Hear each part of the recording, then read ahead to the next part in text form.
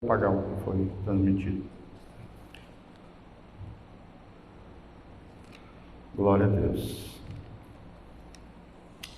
Abra comigo, meu amado, minha amada, pode baixar um pouquinho. 1 Tessalonicenses, capítulo 5, 23.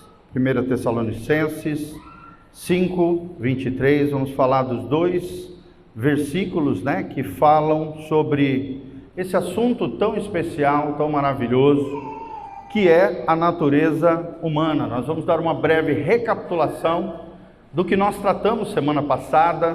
Toda a ministração está disponível para você nas nossas redes sociais, Instagram, Facebook, YouTube, Spotify, Igreja Casa na Rocha, tá bom? Então, quem quer ouvir completamente tudo aquilo que nós falamos semana passada, iniciamos esse estudo sobre a natureza humana, está disponível nas nossas redes sociais, tá bom? A natureza humana é o nosso tema de hoje e estamos baseados aqui em 1 Tessalonicenses 5, 23. O texto sagrado aqui, o apóstolo Paulo, cheio do Espírito Santo, ele nos diz: o mesmo Deus da paz santifique em tudo o vosso espírito, alma, corpo, sejam conservados íntegros e irrepreensíveis na vinda de nosso Senhor Jesus Cristo. Fiel é aquele que vos chama, o qual também o fará. Amém? Então Paulo aqui, cheio do Espírito Santo, está pedindo a Deus Pai que santifique eu e você, cada filho de Deus, em tudo, ou seja, em todo o nosso ser integral. Aí ele começa a mostrar quais são as três partes do nosso ser: o espírito, a alma, que todos as três partes do nosso ser sejam conservadas íntegros, ou seja, inteiros e irrepreensíveis, incapazes de serem repreendidos até a vinda de nosso Senhor Jesus Cristo. Amém? Quantos aqui querem ser santificados em tudo aqui? Levanta a mão para o céu.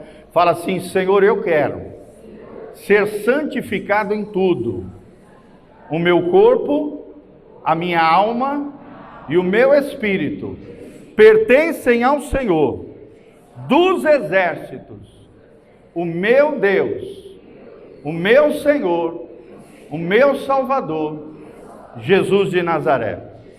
Fala comigo: Senhor, abre os olhos do meu entendimento, para que eu possa compreender a tua palavra e viver desfrutando da tua presença e para o louvor da tua glória, em o nome de Jesus. Amém e amém. O 24 fala fiel com F maiúsculo, é uma referência, é um adjetivo aqui do próprio Deus, que é quem nos chama, o qual também o fará. Esse último versículo 24, ele cabe muito bem com o versículo que está na entrada desta igreja. Ou seja, se Deus nos chama, ele também realiza a obra e o chamamento que ele mesmo nos chamou para viver. Amém? Lá em Filipenses 3, eu sempre falo para vocês, é um dos versículos chaves da nossa comunidade: aquele que começou em vós a boa obra, ele há de aperfeiçoar até o dia de Jesus Cristo. Qual é o dia de Jesus Cristo, gente? É o dia em que Jesus voltar. Para mim e para você, o dia do Senhor, ele pode vir ou através da morte física, onde qualquer dia eu vou estar ministrando sobre isso, sobre o estado intermediário, o que acontece conosco após a morte. Mas a Bíblia nos ensina que após a morte física, nós que somos crentes, fiéis ao Senhor, temos procurado viver uma vida de aliança com Deus, de fé e de obediência, segundo a sua palavra, nós seremos levados à glória eterna e estaremos com Jesus, aguardando a ressurreição dos justos, o dia glorioso em que Jesus voltará. Amém? A Bíblia diz em 1 Tessalonicenses, capítulo 4, versículo 12, a partir do 12 até o final, o trecho 18, ele diz que nesse dia a trombeta soará, os mortos em Cristo ressuscitarão primeiro, e logo depois os que estiverem vivos aqui na terra serão transladados, arrebatados, tomados com força, o que significa a palavra do original, e estaremos com Ele para todos sempre. Louvado seja o nome do Senhor. Amém? Quem quer subir para o céu aí comigo, dá um glória a Deus. Quem quer ir para o céu, lá onde está Jesus, dá um glória a Deus. Agora lembre-se, o céu hoje é da... Aí isso ninguém quer, né? Ou então, mas cada um de nós sabemos, um dia nós morreremos, sim ou não? Se estivermos vivos, na volta de Jesus, seremos arrebatados. Se estivermos mortos, a nossa alma e o nosso espírito já estarão na glória eterna com o Senhor, mas nesse dia glorioso receberão corpos glorificados, no que a Bíblia chama da ressurreição dos santos. Aquele que começou em vós a boa obra, Filipenses 1,6, ele há de aperfeiçoá-la até o dia de Jesus Cristo, esse dia glorioso, onde Jesus voltará com glória, graça, poder, majestade, levando o seu povo ao seu lar celestial. Foi o que Jesus falou em João 14, gente. Não se turbe o vosso coração, credes em Deus e credes também em mim. Na casa de meu Pai há muitas moradas, se não fosse assim, eu não vos teria dito, mas eu estou indo para lá, para vos preparar um lugar, disse o Senhor Jesus, para que aonde eu estiver, vós estejais comigo também. Olha que coisa linda. Fala comigo, Jesus quer que eu vá morar com Ele. E em nome de Jesus, com a graça de Deus, com a ajuda do Espírito Santo, eu morarei lá no céu. Amém? E claro que nós sabemos profeticamente, depois os novos céus e a nova terra vão descer para cá. E Deus vai, Jesus Cristo, Deus Pai, o Espírito Santo, a Trindade bendita, juntamente com o seu povo santo, aliançado com Ele, estaremos reinando para todo sempre, é o que diz a palavra do nosso Deus. Tá bom? Então, esse texto é tremendo, porque fala disso. O ser humano é uma realidade complexa, composta de duas estruturas, material ou física, biológica, corporal, e uma outra parte imaterial, a alma e o espírito invisível, também conhecido na filosofia como metafísico. Aprendemos que os anjos são seres simples e imateriais, ou seja, são espíritos, apesar de poderem, algumas vezes, de forma soberana, se materializarem. Nós aprendemos que a alma humana, ela contém o intelecto, ou seja, a mente, capacidade cognitiva. A alma humana, essa personalidade, a palavra no original aqui é psique, daí vem psicologia, psiquiatria, etc. Tem também as emoções, os sentimentos e também a vontade e aquilo que a Bíblia chama, é a mesma coisa, livre-arbítrio. Fala comigo, a alma tem intelecto, tem emoções e tem a vontade. Então, eu e você, onde é que está a nossa vontade? Está na alma do homem, está no centro da nossa personalidade. Também é conhecido como ou não. E aprendemos que o espírito abrange três partes também, responsável pela comunhão, por buscar a Deus, buscar o transcendente, buscar o sobrenatural. E aí ele pode ser canalizado de várias maneiras. Você pode adorar a você mesmo, o que é errado, é um equívoco, né? A autoadoração. Você pode adorar ídolos desse mundo, pessoas, objetos, coisas, infelizmente, e a Bíblia condena a idolatria. Ou então você pode adorar o único Deus verdadeiro, o Deus e Pai de nosso Senhor Jesus Cristo. Como é que se chama essa parte do espírito humano? Comunhão. Tem uma outra parte chamada consciência, gente, que é a lei moral de Deus inscrita nos nossos corações. Toda vez que você faz uma coisa errada, antes de fazer, a consciência já é ativada. Quando você está fazendo algo errado, a consciência pesa. E depois que você fez aquilo que está errado, vem aquele sinalzinho vermelho, pisou na bola, conserta. Sim ou não, gente? Quem tem consciência, levanta a mão. Todos nós temos dentro da nossa natureza humana, dentro do espírito humano, dentro do que Deus compartilhou da sua essência, da sua natureza, dentro de nós temos uma consciência moral. Nós temos uma consciência moral.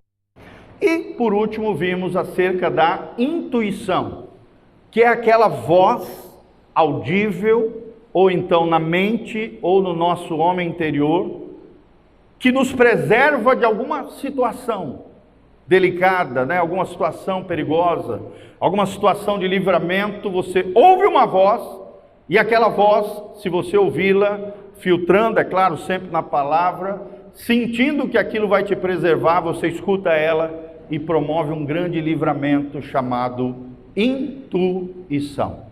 Fala comigo. O meu espírito tem a intuição, a consciência e a comunhão. Amém? Comunhão, você busca Deus. Consciência te faz consciente do mundo lá fora, de você mesmo e do Criador, que é o próprio Deus. É a lei moral de Deus inscrita nos nossos corações. E a intuição é aquela voz audível, um pensamento de livramento que nos preserva, que nos protege e que nos livra de todo o mal. Expliquei bem detalhado, tá? Você pode assistir no nosso último encontro. Então aprendemos resumidamente que nós, os cristãos, cremos que viveremos no pós-vida. Após essa vida terrena, teremos uma vida eterna, ou no céu ou no inferno. Ou vivendo com Deus, ou longe de Deus, no Hades, no inferno, lá no lugar de condenação eterna. Nós, os cristãos, material e imaterial, são inseparáveis nessa vida terrena, são unidas.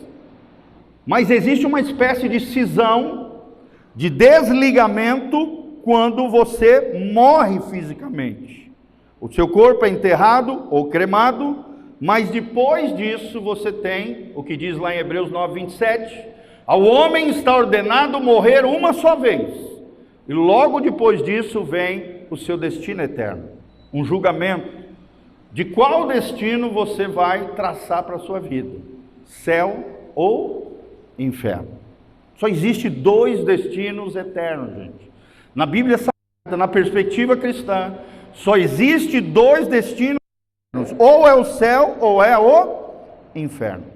Nós cristãos cremos que após esta vida continuamos a existir num estado intermediário. Aqueles que vão para o céu estão desfrutando das glórias eternas, da presença bendita do nosso Senhor Jesus, vendo ali, né, nesse lugar maravilhoso chamado Lar Celestial, Regaço do Pai, Seio de Abraão, né, Céu, vários nomes que o céu tem, lugar da habitação de Deus.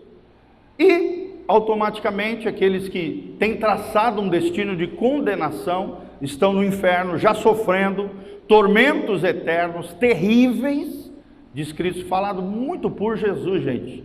Quem mais falou do inferno foi Jesus, sem dúvida nenhuma. Até então a realidade do inferno era muito pequena, nebulosa no Antigo Testamento. Mas Jesus fala constantemente acerca do inferno e do perigo de uma não aliança com Deus, uma não obediência ao caminho de salvação, pode levar, infelizmente, homens e mulheres para esse lugar de danição eterna, né, de condenação eterna, tá bom? Então, nós os cristãos cremos que após a vida continuamos a existir. O crente sem corpo no céu fica aguardando a ressurreição. O ímpio sem corpo no inferno, mas já em espírito, ali no estado intermediário, já sofrendo no Hades as tormentas. É interessante que depois da ressurreição, primeiro os justos vão ressuscitar, logo depois, 1000 anos depois, os injustos terão um corpo de glória. Fala comigo, os justos terão um corpo de glória, um corpo glorioso, um corpo como o de Jesus de Nazaré, gente. Quem quer ter um corpo igual ao de Jesus? Gente, isso é lindo, todas as suas imperfeições vão desaparecer, todas as mazelas que nós temos hoje no nosso corpo, as enfermidades, as dificuldades que a gente tem na nossa alma, as nossas lutas, tribulações, né? Suor, tudo isso, gente, vai desaparecer, fraquezas, cansaço, tudo isso vai desaparecer nesse corpo glorioso, brevemente está ministrando sobre a ressurreição, nós vamos estar falando um pouquinho mais sobre isso. Já os ímpios vão ter uma espécie de corpo, nessa ressurreição dos ímpios, um julgamento eterno, serão lançados no lago que arde com fogo e enxofre, e terão um novo corpo, um corpo terrível, um corpo de ruína, um corpo de corrupção, um corpo de pecado horrendo, sofrendo tormentos eternos por toda a eternidade. Tá bom? Existem duas teorias cristãs com relação ao início da natureza humana, né? Do início da vida humana. Primeiro, dentro da perspectiva cristã, tá? Primeiro, o criacionismo. O que é o criacionismo com relação ao início da vida, o início da natureza humana? É quando Deus cria a alma do homem e depois une ela ao corpo, que é gerado pelos pais na procriação. Como é que é o nome disso? Criacionismo. Dentro do criacionismo, se crê que Deus criou a alma e depois a uniu ao corpo, que é gerado pelos pais na procriação, no ato da concepção. Por isso nós cristãos somos contra o aborto, em hipótese alguma, a não ser de causa natural, que daí não é realizado de forma volitiva pelas pessoas, mas sim de forma natural. Obviamente, ninguém tem culpa, ninguém é responsável diante de Deus. Nós somos pró-vida, amém? Fala comigo, o cristão é pró-vida. Jamais nós podemos avalizar o aborto, gente. Em hipótese nenhuma. Em hipótese nenhuma. Ok, gente? Eu me lembro de uma história, uma vez, chegou uma irmãzinha que estava lutando com câncer, estava grávida. E aí ela chegou para mim e falou: pastor, estou grávida, estou com fruto do ventre aqui, um nenenzinho. E o médico falou para mim, me recomendou a abortar. O que eu faço? Ela estava no meio de uma quimioterapia. Aí eu falei: irmã, vamos orar ao Senhor. Deus pode curar você e essa criança. A vida é um dom de Deus. E eu creio que o nosso Deus, Ele é capaz de fazer isso na sua vida. Claro que o médico estava esperando, né? Respeitando a decisão da mãe com relação a isso. Claro que o médico também bem intencionado, no sentido de proteger a mãe, de outras situações e tal. Mas nós colocamos isso diante do Senhor, oramos, eu me lembro, no final de um culto, ungimos ela com óleo ali, clamamos e invocamos ao Deus que dá a vida. Adivinha o que aconteceu, querido? Ela passou por quimioterapia, o filho estava ali no fruto do ventre. Deus protegeu essa criança, hoje é um menino lindo, maravilhoso, protegido e guardado pelo poder de Deus. Amém, queridos? O nosso Deus é um Deus de milagres, salvou a mãe e salvou a criança. Olha a responsabilidade de um pastor, diante de uma pergunta, diante de uma situação que a vida impõe para as pessoas. Oramos, invocamos a Deus, colocamos nas mãos daquele que é o dono da vida e daquele que é o detentor também e dono e que pode deixar viver ou recolher. E o nosso Deus, de forma soberana, sobrenatural, salvou aquela mãe e salvou aquela criança. Amém? Segundo a teoria cristã, em relação à natureza humana, o início da vida humana é o traducionismo. Traducionismo acredita que a alma mais o corpo são gerados por meio da procriação dos pais. Tem uma terceira teoria, também difundida às vezes em alguns movimentos cristãos, que é a teoria da pré-existência da alma, principalmente com um teólogo do século III chamado Orígenes, que foi um grande erro, por isso nós condenamos esse tipo de perspectiva, esse tipo de ensinamento. Aqueles que acreditam na pré-existência da alma, ou seja, na existência da alma anterior à concepção humana. Eles dizem que Deus criou o mundo invisível, povoado por almas boas, que depois de caírem, tornando-se humanos. Então eles uma ideia de que o corpo é algo mau. Iniciado por um filósofo antigo, Platão, que acreditava nisso, que o corpo é é o casulo da alma, que o corpo, que tudo aquilo que é material é mal em si, e que apenas o espírito é algo bom. Isso influenciou muito o cristianismo, daí surgiram várias heresias ao longo dos séculos com relação à pré-existência da alma. Tem muitos teólogos, poucos, né? Mas tem alguns teólogos que acreditam nisso. Fala comigo, está amarrado. Em nome de Jesus. Nós, como comunidade de Deus, nós acreditamos no criacionismo. Deus cria a alma e depois une ao corpo no ato da concepção, quando o papai e mamãe, né, cada um participando da sua parte, mulher com óvulo, o homem com o sêmen, o espermatozoide, unindo ali naquele momento, forma o zigoto, a primeira célula que vai se multiplicando, e aí vai gerando aquele novo ser, pela graça de Deus e através do milagre da vida. Fala comigo, a vida é um projeto de Deus. E ao mesmo tempo é um milagre de Deus. Tá aqui os papais, as mamães, nós estamos nos enchendo de bebezinho, gente. A igreja está crescendo. De bebezinho aqui está cheio, glória a Deus. Nós louvamos a Deus por esses milagres maravilhosos. Toda vez que você pega uma criança na mão, gente, é um milagre de Deus. É o milagre da vida materializado, de forma corporal na vida daquela criança. É uma extensão de você mesmo. Por isso que a ligação pai e filhos, né? Pai e mãe, né? Pais e filhos é uma ligação tão forte. Sim, gente. Quantos papais nós temos aqui nessa noite? Levanta as mãozinhas. É forte ou não é, irmãos? Fala comigo, é forte, Brasil. E é forte mesmo, não tem como, gente. É uma ligação eterna, profunda, maravilhosa, gente. É uma das maiores da vida, é quando você se torna papai e mamãe e vê fruto daquele amor. Por isso, a necessidade da proteção do casamento, dos filhos serem gerados, da aliança do matrimônio. Nós filhos para a glória de Deus, dentro de um ambiente saudável, abençoado, para a glória do Senhor. Amém? Isso é um milagre da vida. Então, falamos de 3 teorias. Uma é uma heresia absurda, a presença da alma, o traducionismo e o criacionismo. O criacionismo é o que nós cremos, que Deus forma a alma e o espírito humano no ato da concepção. Tá bom? Nesse projeto divino, o estado próprio do ser humano é a corporeidade. Ou seja, Deus gerando corpos, gente. Corpo não é algo mal. O corpo ele é um invólucro da nossa alma e do nosso espírito, sem dúvida nenhuma, sim ou não, gente? Mas o corpo e nós sabemos, lá em 1 Coríntios, coloca lá para nós, 1 Coríntios 3:16.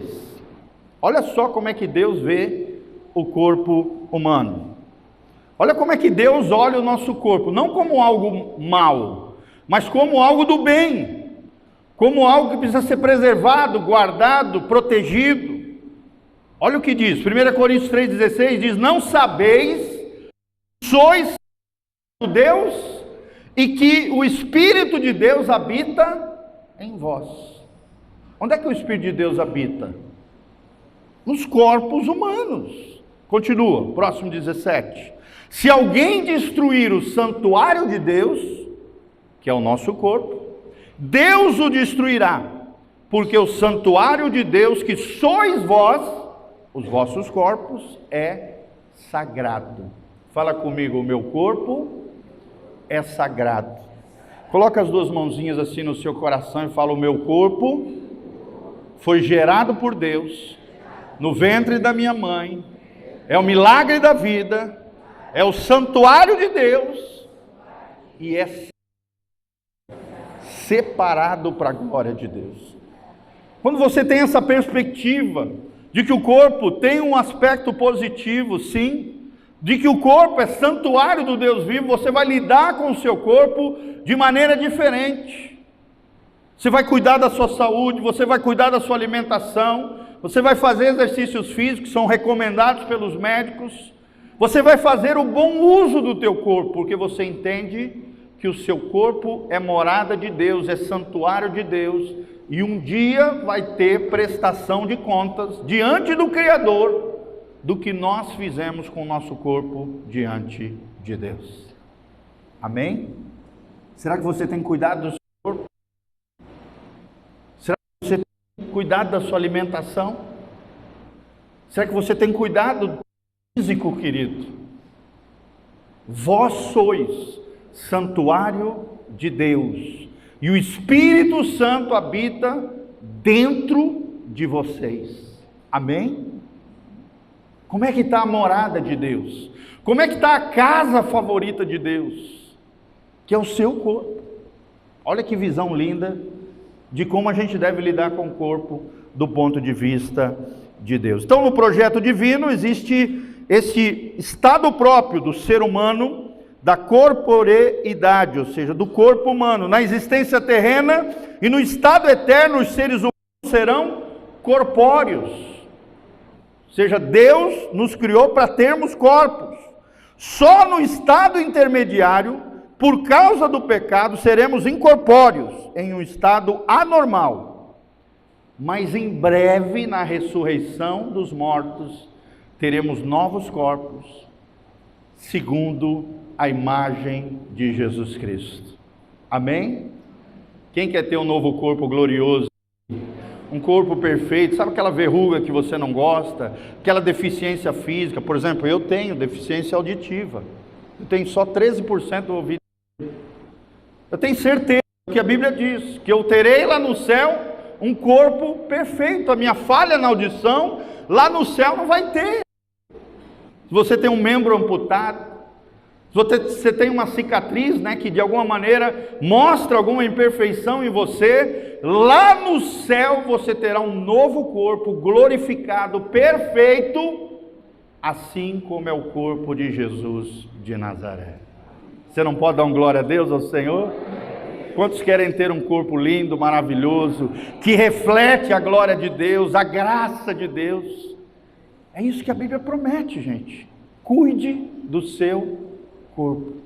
Faz parte da tua natureza. Corpo é a palavra soma no grego. Alma é a palavra psique.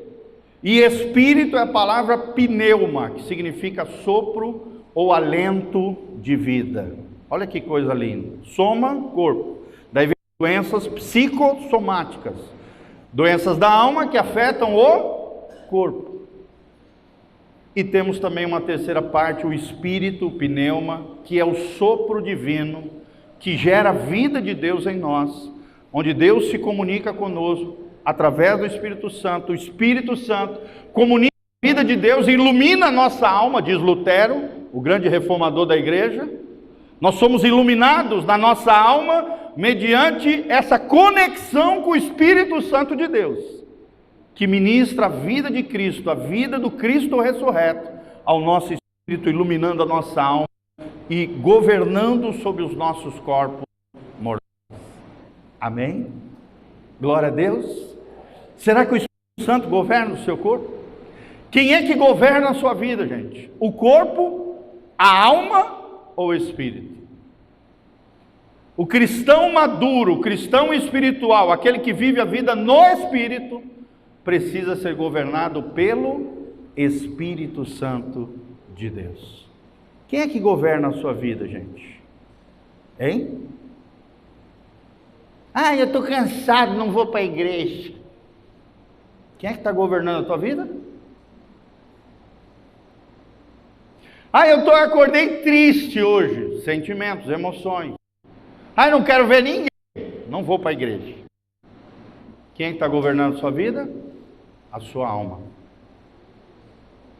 Agora, se é o teu espírito humano conectado com o Espírito de Deus, eu estou cansado, eu não estou afim, eu estou triste, mas pela graça de Deus, numa aliança e num compromisso com Jesus, eu vou buscar Deus com os meus irmãos. Amém? Esse é um homem espiritual, essa é uma mulher espiritual. Alguém que crucifica a sua carne e vive pelo Espírito, governado pelo Espírito Santo de todos nós, gente, até nós pastores.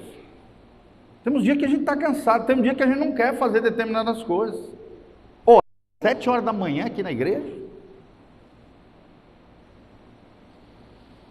Mas a gente crucifica a nossa alma, crucifica o nosso corpo e entende que quem governa a nossa vida é o Espírito Santo de Deus. Toda terça-feira o pastor Giovanni está num jejum de aproximadamente 24 horas, desde a segunda noite até terça-feira.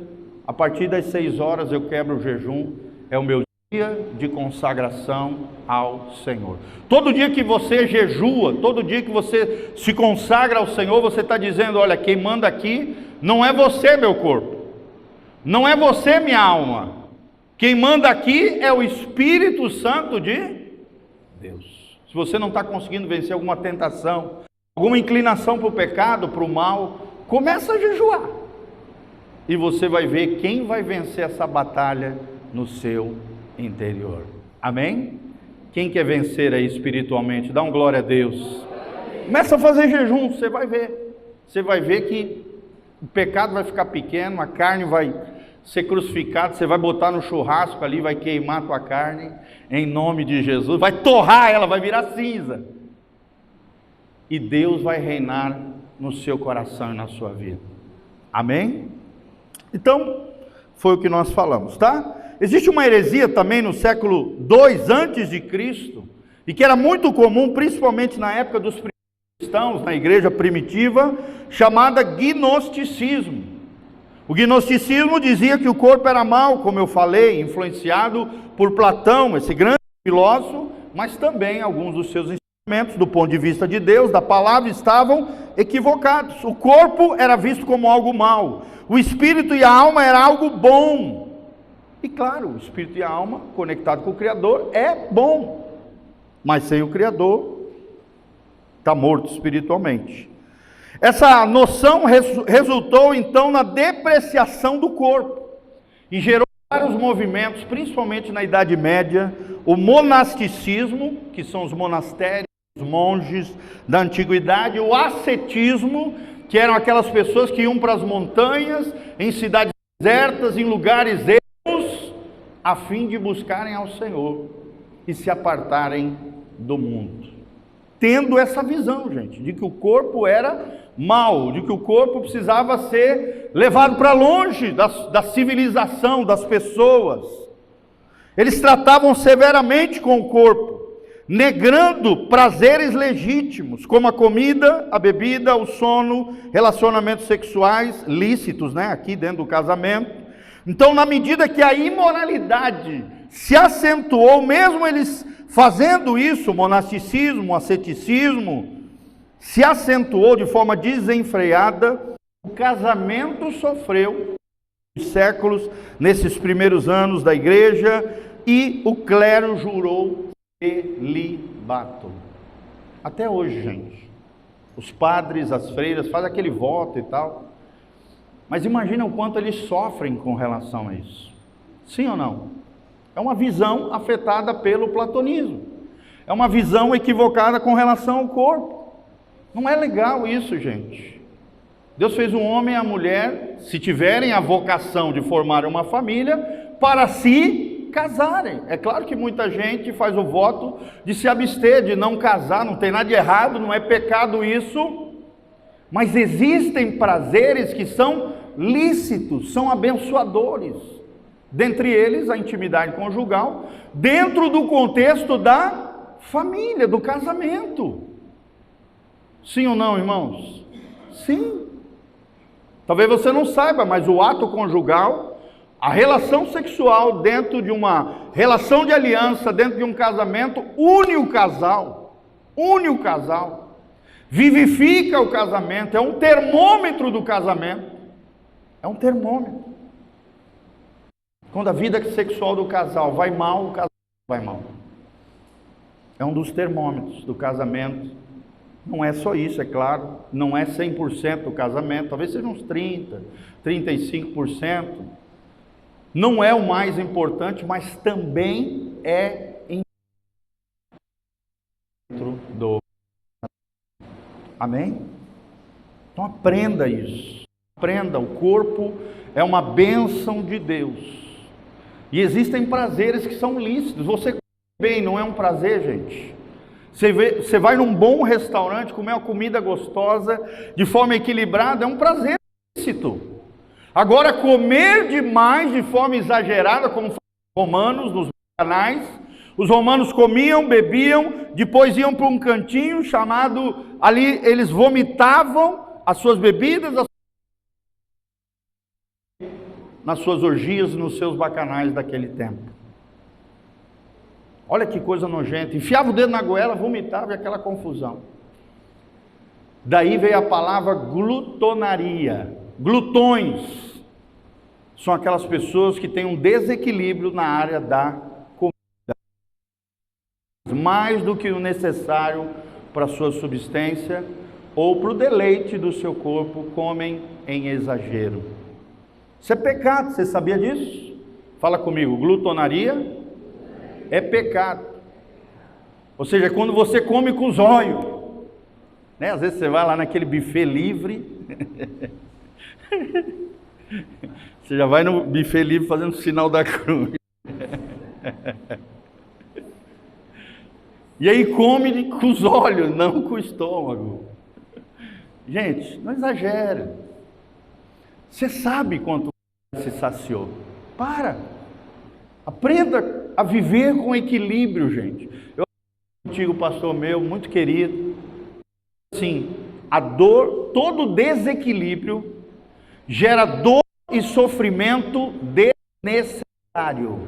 Vamos falar junto? Todo desequilíbrio gera dor e sofrimento desnecessário. Ou seja, não era para ser assim, não era para você sofrer, não era para você passar por aquela dor, aquela enfermidade, mas o desequilíbrio levou você para essa dor e sofrimento desnecessário. Deus nunca está nos extremos, dizia ele para nós. Deus é um Deus de equilíbrio. Tanto é que o equilíbrio é uma virtude cristã. Nós temos até uma matéria no Instituto Bíblico chamado As Virtudes Cristãs. Ela é a que dá. O domínio próprio, a temperança, a moderação ou equilíbrio é a mesma coisa dentro do texto sagrado. São termos intercambiáveis. Você pode trocar esses termos, significam a mesma coisa. Domínio próprio é alguém que domina a si mesmo, self-control, controle de si mesmo. É alguém que tem equilíbrio, é alguém que tem moderação. É alguém que tem temperança, tem o tempero exato, correto. Não tem sal demais, nem é insonso. Acho que é isso, né? Vocês falam, né? Insonso. Isso aí. Vocês entenderam.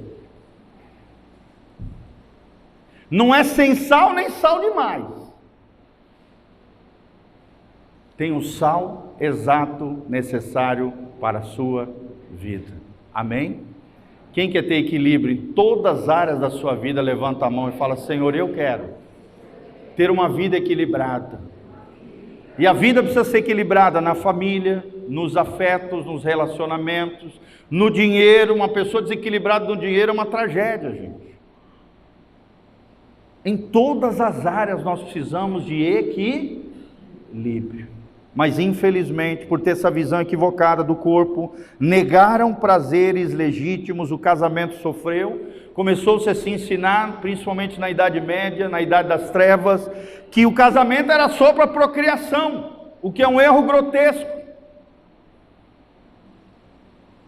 Né? A intimidade conjugal, diziam eles, era só para procriar, não era para o deleite do casal. Então viam a relação sexual, mesmo dentro do casamento, como algo sujo, feio, só tinha que se fazer de vez em quando, queria gerar um filho. Um grande equívoco por causa da visão que o gnosticismo trazia naquela época. Graças a Deus veio a reforma protestante, Lutero, no século XVI, a igreja restaura a visão cristã, a procriação, né, no casamento, a procriação é uma bênção divina, mas também os relacionamentos sexuais dentro do casamento é uma bênção que Deus oferece ao casal. Aprendemos, né, que o mundo físico é diferente do mundo espiritual. Todos os dois são criação de Deus. O corpo é templo do Espírito Santo, como nós lemos ali em 1 Coríntios 3, 16 a 17. A encarnação de Jesus, querido, ressalta a importância da corporeidade, de ter um corpo. Sim ou não? Se o corpo fosse do mal, você acha que Deus viria a essa terra e se carne para habitar entre nós? Se nós sabemos que o nosso Deus é um Deus santo, é um Deus perfeito, é um Deus que não há maldade, iniquidade, pecado, transgressão, tu acha que Deus Pai deixaria que seu Filho viesse a essa terra, se tornar carne, ou seja, tomar um corpo humano e habitar no meio de nós? Não. É claro que não. A própria encarnação do Filho de Deus, e o Verbo se fez carne e habitou entre nós, e vimos a glória do unigênito do Pai no nosso meio. Isso prova que o corpo, dentro dos propósitos divinos, são de Deus na nossa vida. Tem as suas limitações? Sim. Tem as suas mazelas? Sim, enquanto nós estamos nessa vida terrena. Mas um dia seremos libertos de todas essas mazelas e teremos um novo corpo glorificado, abençoado lá no céu, com Jesus de Nazaré, com o nosso Deus tremendo, com os anjos benditos e com a Trindade lá no lar celestial. Amém? Quem quer ter um corpo glorificado aqui? Oh, glória! Amém? Glória a Deus. Então a encarnação ressalta a encarnação de Cristo, tá? Só deixando bem claro, nós cristãos evangélicos, encarnação de Cristo, assim como o católico, como também várias igrejas cristãs, todos nós acreditamos na encarnação de Cristo. Deus se fez homem e habitou entre nós. Mas nós não cremos na reencarnação, que também é chamado de transmigração da alma, como os espíritas, os budistas, os hinduístas, os shintoístas, os zen budistas, todas essas religiões orientais e do mundo ocidental, o espiritismo, candomblé, umbanda, acreditam que as almas vão migrando entre os corpos ao longo dos séculos, se aperfeiçoando, se purificando, até chegarem num estado de perfeição, que, por exemplo, para os budistas é chamado de nirvana, estado de nirvana. Sim, tem até uma banda de rock chamado Nirvana, né? Me lembro quando eu era moleque, skatista, eu gostava dessa banda. Fala desse estado.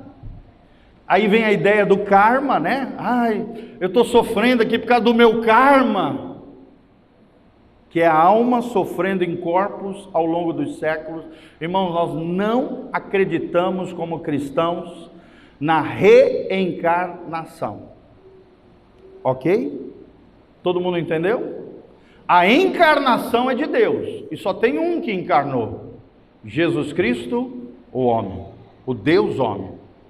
A reencarnação, a transmigração da alma, não é bíblico, não é de Deus. Deus condena essa ideia. Isso para nós como cristãos é uma heresia, uma falácia, uma lenda, não tem respaldo na Bíblia Sagrada. Então, ressurreição de um novo corpo, uma nova criação em Deus, o mundo físico será restaurado segundo a palavra de Deus, e tudo isso combate a visão gnóstica da maldade inerente à existência do corpo, ou à existência material. A corporeidade é o estado que Deus designou para a existência humana. Fala comigo.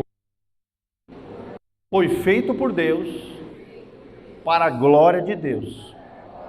Uma perguntinha, gente: o corpo foi afetado pelo pecado? Sim ou não? Sim. Por isso que existe a morte física.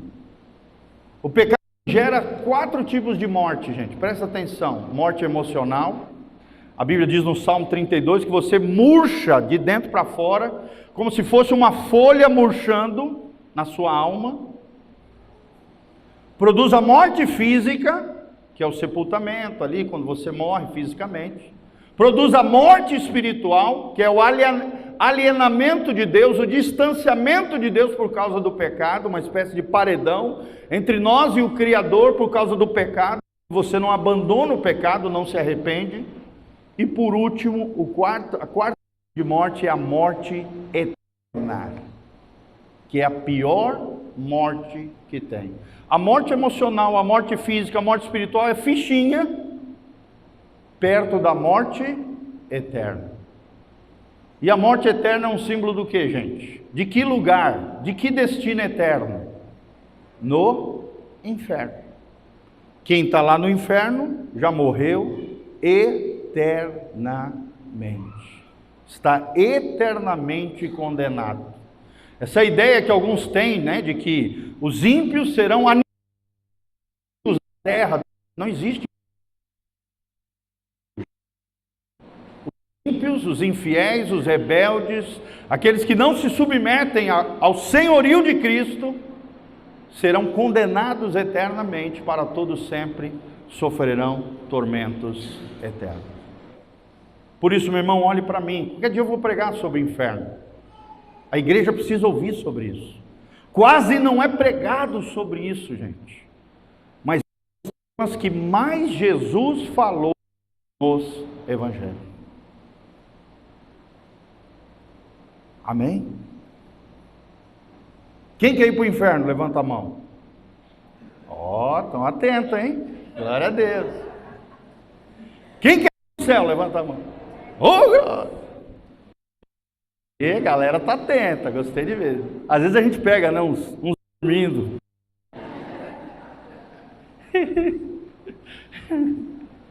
Glória a Deus, querido. Parabéns por vocês estarem prestando atenção. Então, quais são os principais erros atuais com relação à natureza humana, tá? Para fecharmos aqui. Primeiro, a exaltação do mundo imaterial, do mundo espiritual, sobre o material, gerando ódio ao corpo, como eu falei, os gnósticos no século II, e afetou e se alastrou pela Idade das Trevas e a Idade Média, infelizmente. Segundo, erro atual, a negação imaterialidade humana, sobrenatural. Os céticos, os agnósticos, aqueles que são ateus, rejeitam a doutrina tradicional do céu, do inferno, dos poderes espirituais, dos milagres. Eles não acreditam nisso e rejeitam a imaterialidade humana, o sobrenatural. Terceiro erro, a confusão sobre identidade de gênero, que acaba gerando, né, que fala da nossa natureza humana, homem e mulher, acaba gerando cirurgias de mudança de sexo, problemas relacionados a isso. Precisamos orar por essas pessoas, precisamos amá-los, acolhê-los como igreja, ajudá-los dentro das suas complexidades, porque o homem, o ser humano é complexo, mas nós precisamos entender Deus contra tudo isso que foi mencionado. Como é que nós podemos aplicar tudo isso que nós aprendemos sobre a natureza humana? Primeiro, que não somos seres simples como Deus e os anjos. Deus é simples. Será que a simplicidade faz parte da tua vida? Deus não é um Deus complexo. Deus é um Deus simples. Deus é amor. Deus é luz. Deus é espírito. Nós, eu e você, seres humanos, somos seres complexos. Fala comigo, Deus e os anjos simples. Nós, seres humanos, somos complexos. Basta olhar para o casamento, gente. Sim ou não? Se olha para o teu companheiro, né, teu esposo, tua esposa, aquela pessoa que você ama, é um ser complexo. Não vem com manual. Somos totalmente antagônicos, diferentes, de diferentes backgrounds familiares, com pensamentos diferentes, mas as nossas diferenças nos enriquecem. Glória a Deus, gente. Nós nos complementamos no Senhor, mas quem nos completa é Deus. Presta atenção, gente, essa frase é importante. O casal se complementa. complementa, mas quem nos completa não é o meu cônjuge. Quem me completa é o Senhor. Você nunca vai ser pleno no seu casamento. Agora você pode ser pleno e completo em conexão com o Criador. Amém? Quem pode dar glória a Deus aí? A sua completude só vem em Deus. Não é no outro, é em Deus, gente.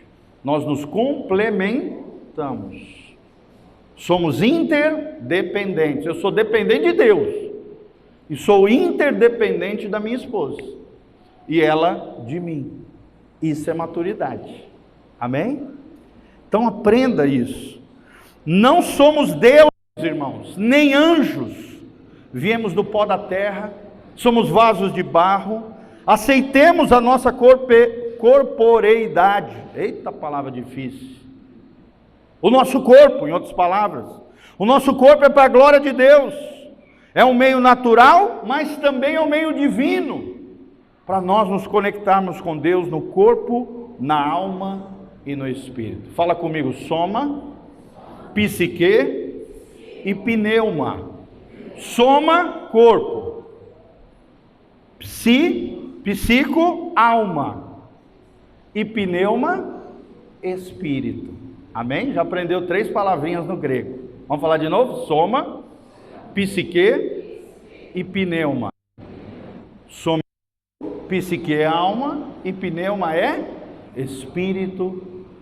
Uma referência ao espírito humano, é claro. Tá bom? Então, nosso gênero é homem ou mulher. E isso é um dado fundamental da vida que não pode ser rejeitado. Ao contrário, deve ser aceito com ações de graça. Deus fez varão e varoa, homem e mulher. Somos uma unidade, gente, material, visível, e imaterial, invisível. Somos sabiamente projetados para crescer, amadurecer como povo de Deus, da nossa integridade, do nosso corpo, da nossa alma, do nosso espírito, agora, a glória do Senhor.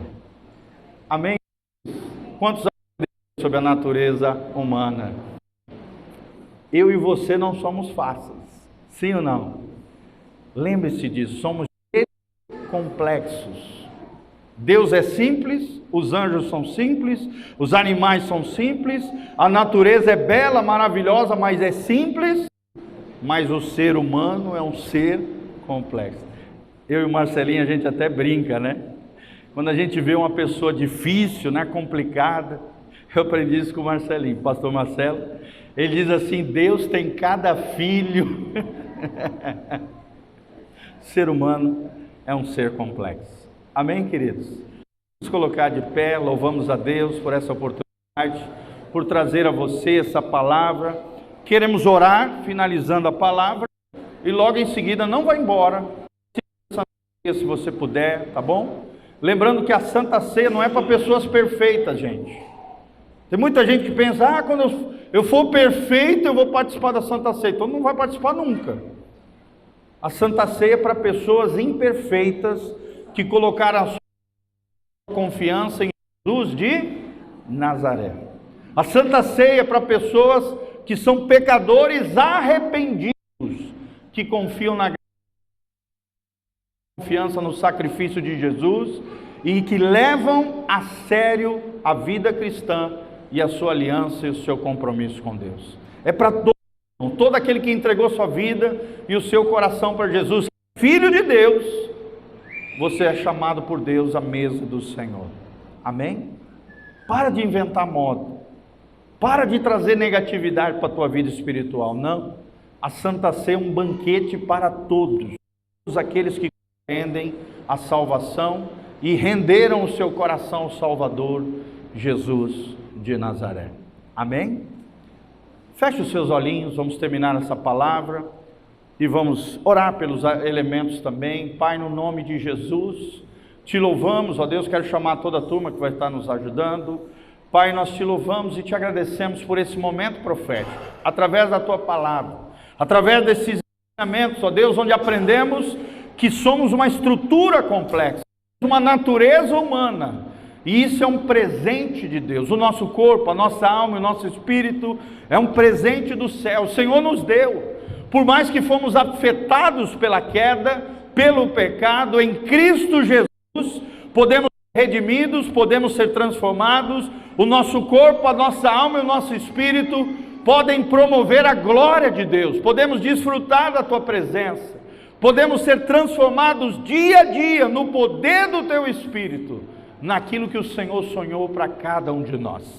Senhor, nós te pedimos essa graça, Pai, nos capacita ao utilizarmos o nosso corpo de forma devida, ó Deus, a cuidarmos da nossa alma como uma preciosidade no nosso homem interior, e de conectar o nosso espírito humano ao Teu Espírito, para que o Teu Espírito possa governar, direcionar, orientar, ó Deus, e reinar soberanamente nos nossos corações. Pai, livre de um conceito errado acerca do corpo, acerca da vida, acerca das pessoas, Pai, e da corporeidade humana, Pai. Senhor, livra-nos dessa visão equivocada, de que o mundo é do mal, que o corpo é do mal, que a Deus acaba inibindo prazeres que são lícitos, prazeres que são, ó Deus, avalizados na Tua palavra, lidando de forma equivocada com o corpo e afetando o corpo e a sociedade. Pai, em nome de Jesus, pedimos a Tua graça sobre nós, nesse momento profético, ao participarmos da Santa Ceia do Senhor, trazemos a memória do corpo de Jesus que foi pendurado na cruz do Calvário, e sobre ele foram lançados os nossos pecados, as iniquidades, as nossas maldições, as nossas enfermidades. Sobre ele foi lançado, Pai, e através do corpo de Cristo, como um sacrifício vivo, na cruz do Calvário, o seu sangue precioso, nós podemos ser purificados, restaurados, transformados pelo poder de Deus. Senhor, abençoe as porções que serão consagradas, dedicadas agora na Santa Ceia do Senhor. Ó Deus, perdoa os nossos pecados ao longo desse mês, lava-nos com Teu sangue precioso, nos purifica, nos renova, nos restaura, em nome de Jesus. Abençoe o cálice que será servido, o pão que será servido, nós consagramos, essas porções serão utilizadas diante do Senhor. Quem recebe, diga amém. Então os nossos queridos irmãos, enquanto louvamos, eles vão estar